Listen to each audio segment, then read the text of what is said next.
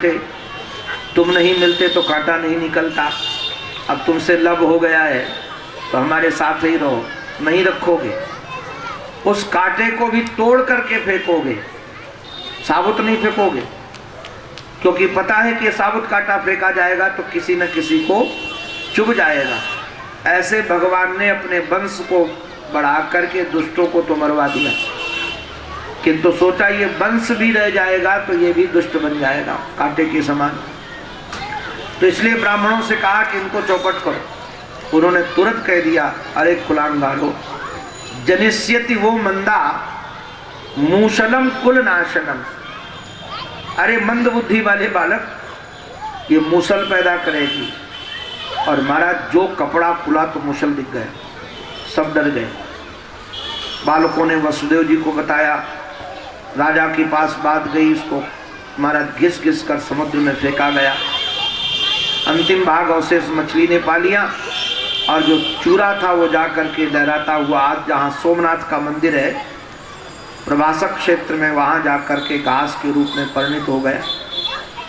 वसुदेव जी महाराज को तो पता था कि वंश नष्ट हो जाएगा। एक दिन उनके घर में नारद जी आ गए तो हाथ जोड़ करके कहा कि गुरुदेव, महात्माओं का जीवन तो करुणा से भरा होता है, ये देवता तो कर्म सचिव हैं, इनकी पूजा करो तो फल मिलेगा, न करो तो न मिलेगा। किंतु साधवत दीन वत्सला, साधु ऐसे नहीं कि तुम सेवा करो तो फल देंगे, वो तो दीनों पर करुणा करने वाले हैं, और करुणा करने वाले न होते तो आप आते कैसे हमारे पास।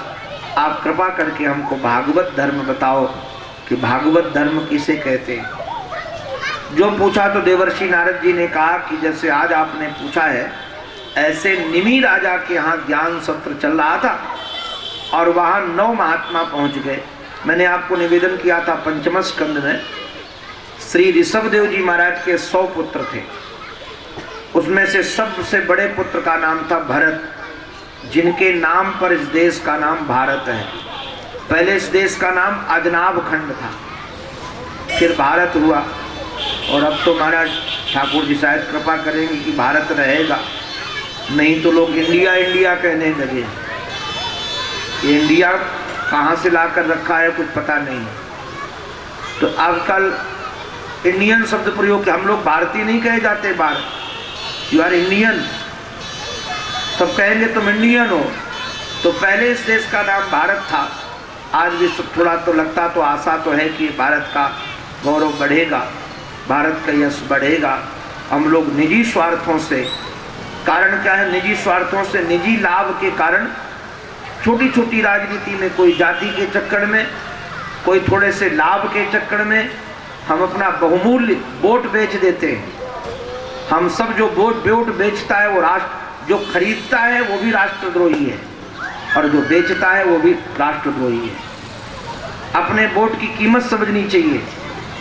ऐसे लोगों को वोट देना चाहिए जो राष्ट्र से प्रेम करते हो, जिनको पैसे से प्रेम न हो, जिनको प्रतिष्ठा से प्रेम न हो, जिन लोगों ने केवल देश को बेचने का काम किया हो या बेच रहे हो, ऐसे लोगों को कभी नहीं देना चाहिए। हमारा राष्ट्र भारत सुव्यवस्थित रहे, हमारा भारत सचमुच में गौरव का लाभ मिले सबको। यहाँ तो सर्वे भवन्तु सुखिनः, सर्वे सन्तु निरामयाः, सर्वे भद्राणि पश्यन्तु मा कश्चित् दुःख भाग् भवेत्। आप ध्यान रखना, भारत का प्रत्येक प्राणी लगभग सारे देश को अपना घर समझता है, अपना परिवार समझता है, सारे विश्व को अपना परिवार समझता है, किंतु विश्व के लोग भारत को परिवार नहीं समझते, अपने व्यापार का केंद्र समझते हैं। केवल उनके लिए व्यापारिक क्षेत्र ही है। जिनको हमारा भारत व्यापार लगता हो, ऐसे प्रेमियों को तो दूर रखो भाई। भारत से प्रेम करने वाले लोग हों। हमारे संत यही बार बार कहते थे। तो उस भारत जिनके नाम पर बना, उस वो 100 के भाई थे, 81 भाई तो ब्राह्मण बन गए थे, 9 उनके अनुचर बन गए थे, 9 महात्मा बन गए थे। कवि, हरि, अंतरिक्ष, प्रबुद्ध, पिपलायन, आविर्होत, महाराज करभाजन, द्रुमिल, ये 9 भाई में 9 योगेश्वर कहते हैं। ये निमि राजा के यहाँ गए। निमि ने कहा कि मन्ने भगवत साक्षात पार्षदान व मधुपुष, मुझे तो लगता है कि आप साक्षात भगवान के पार्षद आ गए।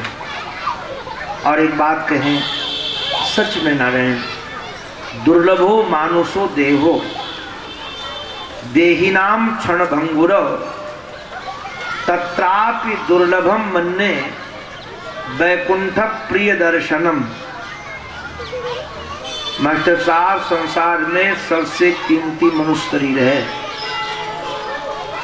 तुलसीदास जी महाराज तो हमारे कहते हैं, आकर 4,84,000 योनि भ्रमत या जीव अविनाशी कबहुक करी करुणा नर देही।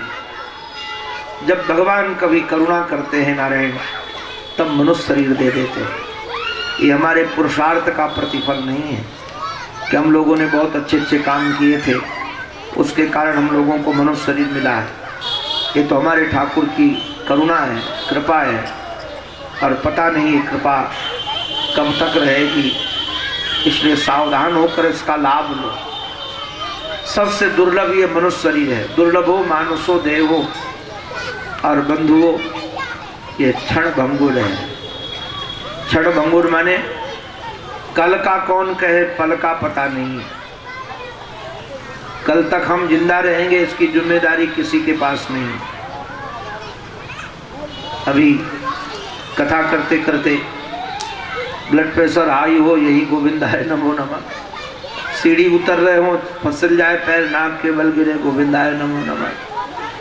योजना वर्षों की बना करके बैठे हैं, किंतु कल का कौन कहे, पल का पता नहीं है।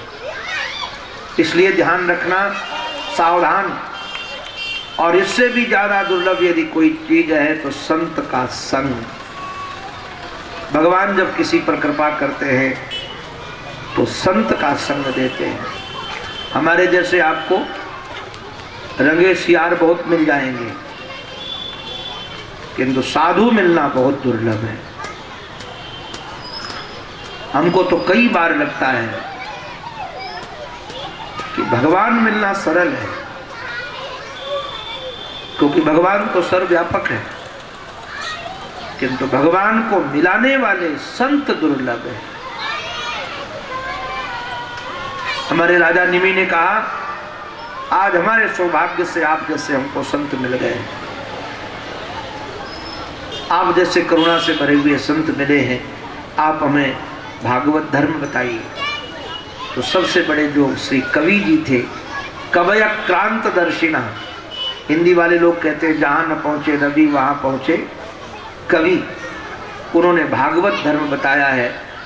श्लोक तो कई प्यारे प्यारे हैं, कि तो इतना समझ लीजिए, कायेन वाचा मनसेन्द्रियैर्वा बुद्ध्यात्मना वानुसृजस् स्वभावात् करोति यत् यत् सकलम परस्मै नारायणेति समर्पयेत्। काया से, वाणी से, ध्यान रखना, मन से, स्वभाव से आप जो जो कर्म करते हो सब भगवान के चरणों में समर्पित करते हुए चलो, आपका भागवत धर्म बन जाया। गायन बिलज्जो विचरेद संगा, भगवान का नाम गाना हो तो लज्जा का परित्याग करके गाना चाहिए, और किसी के साथ सटो मत। ये संबंध, हमको तो कोई नए संबंध बनाता है तो बड़ी पीड़ा होती है, ये पुराने संबंध ही तो निभते नहीं है। अब नए क्या संबंध बनाना है, किससे जुड़ना है? असंग रहो, जब तक जिसके साथ रहो पूरे रहो। उसके बाद न स्मृतियां ढोकर ले जाओ, न यादें ढोकर ले जाओ, एकदम अपने को खाली रखो। गायन बिलज्जो विचरेद असंगाहा। बाद में कहा कि यदि भागवत का संग मिल जाए तो बोले भागवत किसको कहते हैं? तो हमारे श्री हरि ने बताया, जो दूसरे नंबर के हैं, उन्होंने कहा भागवत 3 प्रकार के होते। भागवत माने भक्त, उत्तम, मध्यम और प्राकृत। उत्तम भागवत वह है जो सर्वत्र भगवान का दर्शन करता है। मध्यम भागवत 4 काम करता है, ईश्वर से प्रेम, ईश्वर के प्रेमियों से मित्रता, और जो अपने से महाराज द्वेष करता है उसकी उपेक्षा, और जो अज्ञानी है उस पर कृपा। और जो महाराज केवल अभी प्रारंभिक भक्त है भागवत, वो केवल अर्चा विग्रह में उसको ठाकुर जी दिखते हैं, दूसरे में नहीं दिखते। अच्छा, भगवान का भक्त बन जाएगा तो माया नहीं लगेगी। राजा ने पूछा माया किसको कहते हैं? तो अंतरिक्ष जी ने अंतरिक्ष माने जो अपना निरीक्षण करे, उसी का नाम अंतरिक्ष है। अंतरिक्ष महाराज ने बताया कि सर्ग विसर्ग आदि करने वाली माया है। आप जो कुछ देख रहे हो सब माया का पसारा है। जिधर देखते हो जो भी दिखता है वो माया है। तुलसीदास जी महाराज ने इसी शब्द का प्रयोग किया है, गो गोचर जहाँ लगी मन जाई सो सब माया जाने हो भाई। इस माया से बचने का साधन क्या है? तो हमारे श्री प्रबुद्ध जी ने, प्रबुद्ध माने होता है जगा हुआ व्यक्ति, और सचमुच में जो जगा हुआ है वही दूसरे को जगा सकेगा। हमारे बाबा ने जगह की बहुत बढ़िया व्याख्या की है। तुलसीदास जी महाराज कहते हैं, मोह निशा सब सोवनिहारा देखई स्वप्न अनेक प्रकारा यही जग जागही जामिन जोगी यही जग जागही जामिन जोगी परमार्थी प्रपंच वियोगी। पूछा कि कैसा जगा हुआ व्यक्ति है? बोले जानिए तब ही जीव जग जागा जब सब विषय विराग विरागा। सचमुच में हमारे बाबा तो कहते थे कि विषय में सबसे पहले जीव पर अनुशासन करो। जैसा भोजन मिल जाए, अगर भोजन में नमक ज़्यादा हो तो शिकायत मत करो, और नमक न हो तो कभी मांगो मत। कि जीव पर धीरे धीरे अनुशासन। जगा हुआ व्यक्ति वही है जिसको विषयों पर आकर्षण नहीं है। ये नहीं महाराज कि जितना मीठा मिल जाए सब गटागट गटक जाओ, और मदन की दुकान का मिल जाए तो फिर चाहे मदन कितना सताए, किंतु वो तो फिर छोड़ना ही नहीं है। ये चटोरों का काम अध्यात्म नहीं है। अध्यात्म में वही बढ़ता है जिसके जीवन में संयम है। आँख का संयम, कान का संयम। हमको एक महात्मा मिले थे बचपन में, उन्होंने हमको सिखाया। आज कई बार उनकी करुणा याद आती है। वो कहते थे, अगर चटोरे बने रहोगे तो संसार की चमचागिरी करनी पड़ेगी। अगर चटोरे बने रहोगे तो संसार की चमचागिरी करनी पड़ेगी। अगर चटोरे नहीं होगे तो भगवान तुम्हारे साथ रहेंगे। चटोरा नहीं बनना चाहिए। चटोरे पर बिल्कुल अनुशासन हो। हर इंद्री को चटोरा मत बनाओ। आँख को, नाक को, कान को अनुशासन में रखो। जगा हुआ व्यक्ति वही है जिसे विषयों से वैराग्य हो गया। उन्होंने महाराज कहा, माया से पार जाने के लिए गुरु की शरण ग्रहण करो। भैया ध्यान रखना, आजकल गुरु चेला बनाना भी व्यापार है। मास्टर साहब, इससे बढ़िया व्यापार नहीं है। सारे व्यापार फेल। अगर एक महात्मा 1 लाख चेला बना ले, एक महात्मा 1 लाख चेला बना ले, और एक चेला यदि 100 रुपया भी दे, अब हमारी मैथ बहुत कमजोर है, कितना हो जाएगा जी? एक चेला 100 रुपया भी दे, आजकल तो 500 देते हैं जी। किंतु भैया ध्यान रखना, लोभी गुरु लालची चेला होए नरक में ठेलम ठेला। अगर गुरु शिष्य इसलिए बनाता है कि धन मिलेगा तो वह गुरु नरक जाएगा। अध्यात्म की कामना के अतिरिक्त कोई कामना होनी नहीं चाहिए। इसलिए तस्मात् गुरुम प्रपद्येत जिज्ञासु श्रेय उत्तमम। और गुरु कैसा होना चाहिए? शाब्दे ब्रह्मणि निष्णाता, शब्द ब्रह्म का जानकार हो। वेद का जानकार इसलिए होना चाहिए कि कोई यदि प्रश्न पूछेगा तो उत्तर दे सके, किंतु केवल उत्तर देने वाला नहीं चाहिए। श्रोत्री ब्रह्मनिष्ठ होने चाहिए। उपसमाश्रयम का अर्थ हमारे महाराज श्री कहते थे कि महाराज उसमें विचार में लगा हुआ होना चाहिए। अगर वो खेती में लगा होगा तो तुमको खेती में लगाएगा। अगर विचार में लगा हो तो गुरु की शरण जा करके उनसे सीखना चाहिए। इस प्रकार से योगेश महाराज और भी योगेश्वरों की कथा सुनाई है, जिसमें भगवान के अवतारों की चर्चा है, भगवान कर्म कर्म विकर्म की चर्चा है। बाद में 9 योगेश्वर उनको बोध करा करके चले गए। भगवान एकांत में बैठे थे, देवताओं ने स्तुति की कि आप चलो। भगवान ने स्वीकृति दे दी कि अब चलना है। श्री उद्धव जी को पता चला तो श्री उद्धव जी ने आकर चरण कमल पकड़ लिए। आपके चरणों को छोड़ करके मैं रह नहीं सकता हूँ, मुझे भी साथ ले चलो। बाद में कहा कि मैं तो आपका उच्छिष्ट भोजी दास हूँ, मेरे को माया कुछ नहीं बिगाड़ सकेगी। तो भगवान का मन था कि वो यहाँ रहें, तो स्वीकृति मान ली। किंतु उनसे प्रश्न किया, योगेश योग विन्यास योगात्मन योग संभव। हे योगेश, हे योगात्मन, हे योग संभव, आप हमको जीवन जीने की कला बताइए, संन्यास का विभाग बताइए। तब इन्होंने कहा कि हमारे पूर्वज, हमारे श्री ठाकुर जी उद्धव का इतने प्रेम से हाथ पकड़कर संदेश दे रहे हैं कि हमारे पूर्वज यदु एक बार जंगल गए थे, वहां एक बड़े मोटे ताजे महात्मा को देखा। नारायण कुटिया भी नहीं थी, शिष्य भी नहीं थे, कपड़े भी नहीं थे, पात्र भी नहीं थे, कल के भोजन की व्यवस्था नहीं थी, किंतु इतने आनंद में थे।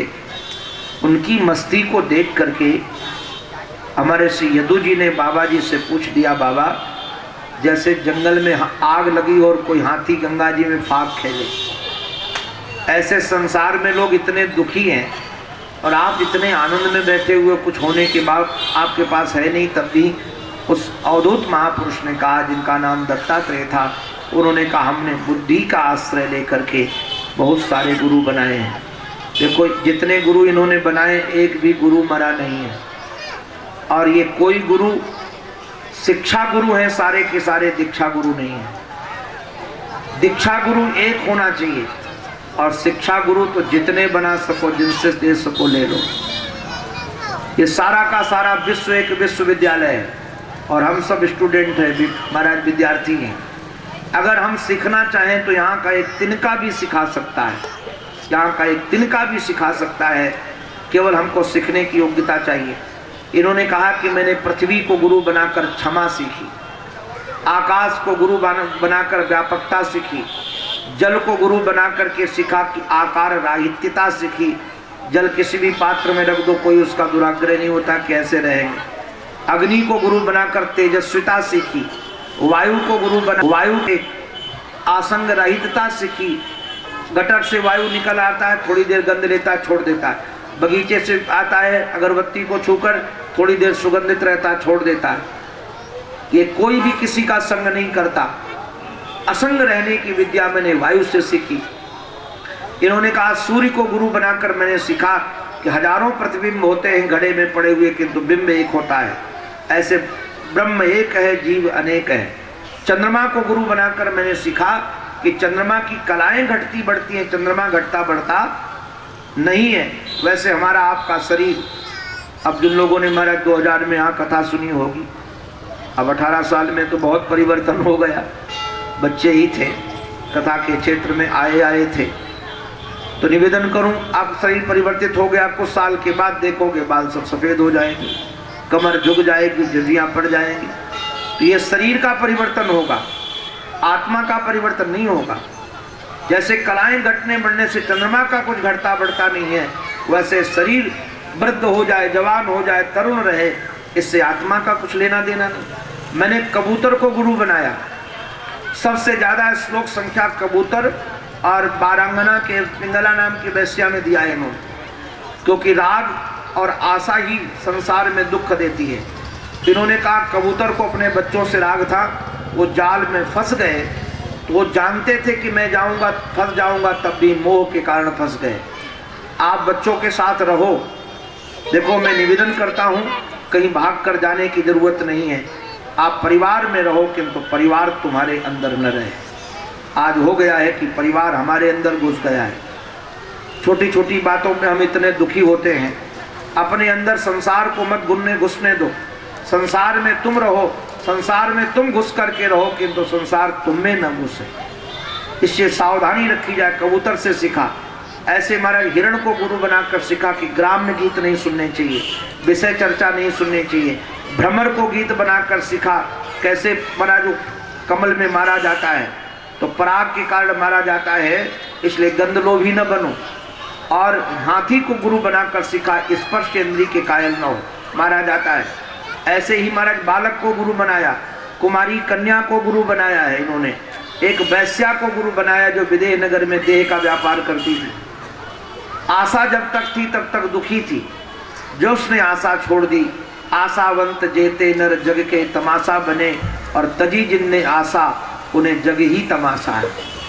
दुनिया में यदि सुखी रहना चाहते हो आप लोग, तो विचार करके एक चित्त में बैठा लो कि हमको किसी से आशा नहीं रखनी है, चाहे बेटा हो चाहे बेटी हो, चाहे नौकर हो चाहे स्वामी हो, चाहे मित्र हो या दुश्मन हो, किसी से कोई आशा नहीं। जब जो जैसा व्यवहार होगा उस व्यवहार का रस लेंगे। अभी से कोई कल्पना नहीं है कि अमुक व्यक्ति हमारे साथ ऐसा व्यवहार करेगा। वैश्या ने आशा छोड़ी तो नींद आ गई उसको, इसलिए आशा ही जीवन का दुख देने वाली है।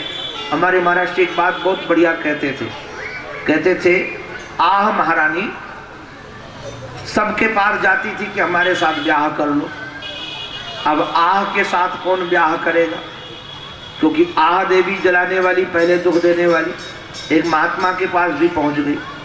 महात्मा ने कहा, देवी जी ब्याह तो नहीं करूंगा, किंतु मेरे पास एक कश्मीर का बहुत महंगा चादर है, तो आह के ऊपर चा की चादर उड़ा दी। तो जो आह थी ना दुख पीड़ा देने वाली, वो चा का चादर ओढ़कर जिसके पास जाए, क्योंकि महाराज कश्मीरी चादर बड़ा महंगा होता है पश्मीना का, तो सब लोग सोचते थे बड़े घर की देवी है, आओ आओ। और जो उसका चा का चादर उठाया जाता था, जो घूंघट खोला जाए तो आ ही होती थी। ये चाह महारानी को हम बुलाते तो खूब है, आ जाओ आ जाओ आ जाओ, किंतु चा का चादर हटता है तो आ ही तो है। ये घूंघट खोला तो आह आ गई, आह में ही चा का चादर उड़ गया है। इसलिए आह से दूर रहना चाहते हो तो चा के अंदर पहचान जाओ कि आह घुसी हुई है। ये पिंगला नाम की वैश्या से सीखा है महाराज। ऐसे ऐसे लोगों से सीखा, आपको क्या बताए, आप आश्चर्य मान जाएंगे। इन्होंने सर्प को गुरु बनाया है। कैसे, मकान आदि मत बनाओ, बने बनाए पे रहो, क्योंकि बनाओगे तो फंस जाओगे। अपनी रचना से प्रेम हो जाता है। और हमको तो यहाँ ऐसा लगा बढ़िया कि अगर पाटन में रहना हो तो मकान बनाने की जरूरत ही नहीं है। इतने मकान बने, इतने सस्ते किराए में मिलते हैं कि महाराज उसमें तो इतना सस्ता कहीं शायद मिलेगा नहीं। अच्छे से अच्छे मकान अच्छे सस्ते मिल रहे हैं और राग नहीं रहेगी, रहने का काम भी बहुत बढ़िया है। तो सर्प के जैसे बनाओ, कहीं आशा मत रखो। एक गुरु इन्होंने भृंगी कीड़े को बनाया है। ये गोबर का कीड़ा भृंगी पकड़ कर लाता है और गुनगुनाते गुनाते भय के कारण गोबर का कीड़ा